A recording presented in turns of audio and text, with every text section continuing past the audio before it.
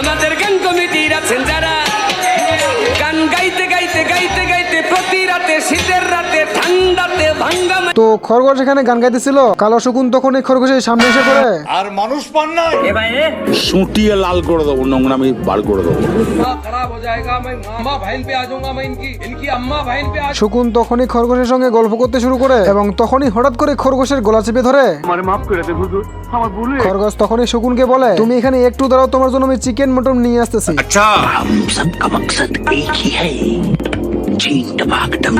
শকুন এখানে খরগোশের জন্য অপেক্ষা করতে করতে বোর হয়ে যায় এবং তখনই শকুন বলতে শুরু করে, তো শকুন এবারে রেগে গিয়ে খরগোশের গর্তের ভিতরে মাথা লাগিয়ে খরগোশকে টেনে বের করে।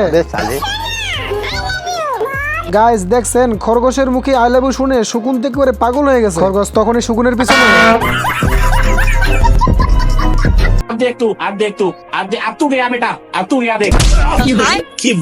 মানে এখনো হাঁসটা কিছুই বুঝতে পারেনি। তো ভালুক এবারে যখনই দরজা খুলে পালাইতে যায়, তো অনেক কাহিনী হয়ে যাওয়ার পর তো হাঁসটা এবারে ভালুকটাকে দিয়ে অনেক রকমের কাজ করাতে শুরু করে। তো ভালুক মেঝেতে শুয়েছিল, তখনই ভালুকের পিছনে আগুন এসে পড়ে। গাইস খেয়াল করে দেখছেন ভালুকের অবস্থাটা না কি হয়েছে।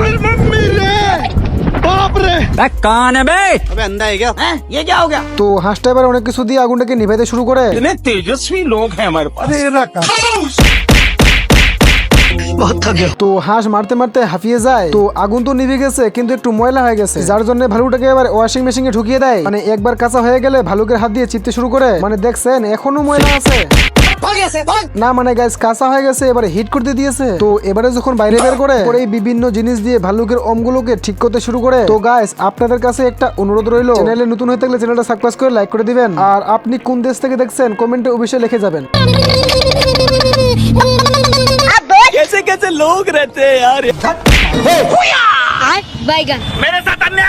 গাইস হাঁসের কানোটা খেয়াল করে দেখছেন একবার, টুকের গা ময়লা হয়ে গেছে বলে ভালো করে কেচে নিল, আবার হিটারের ভিতরে ঢুকিয়ে ভালো করে শুকিয়েও নিল। আবার এখন দেখেন ভালুকের গায়ের সঙ্গে কিভাবে জড়িয়ে রইলো। তো এবারে বাইরের অবস্থা দেখে মনে হইতেছে যে গোলাগুলি বন্ধ হয়ে গেছে, যার জন্য ভালুকগুলো যন্ত্রপাতি গুছাতে শুরু করে।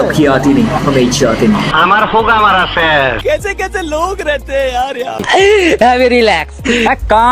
তো এবারে যখন বাক্সটা খুলে দেখতে যায়, किस कलर की चड्डी पहने हो? মানে এটা ভালুকের চামড়া ছিল না, এটা ভালুকে ছিল।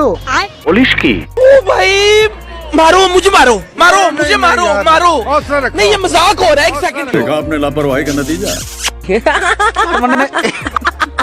আমার চ্যাটার বাল खत्म, bye bye tata goodbye गया। नहीं सारुण के यहाँ कुछ तो गड़बड़ है।